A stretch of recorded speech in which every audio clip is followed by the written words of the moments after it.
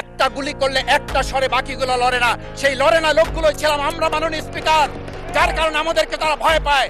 আমরা এখন বর্তমান সময় ভিডিও দেখতে পাই যে শেখ হাসিনা বাইরে থেকে বলেছিল আমরা এই দলকে ভোট দিতে বললাম, আর সেই দল আমাদের সাথে আবার বিশ্বাসঘাতকতা করেছে।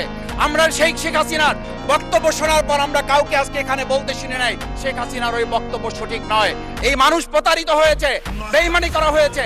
আবার যদি গণভোট জুলাই সনদ নিয়ে এই জাতির সাথে প্রতারণা করা হয় তাহলে মূল্য দিতে হবে, শুধু নয় আবার আমাদেরকে 17 বছরের সেই জেল জুলুম নিপীড়ন গুম খুনের জায়গায় আমাদেরকে ফিরে যেতে হবে।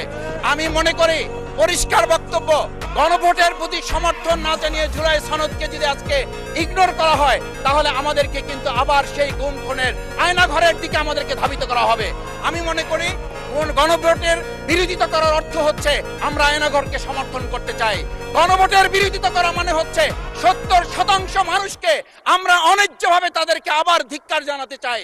আমি এখানে স্পষ্ট বলতে চাই, আপনারা যেমন 51% সমর্থন নিয়েছেন, 70% প্রায় জনগণ কিন্তু গণবিপ্লবের গণভোটের পক্ষে তারা রায় দিয়েছে।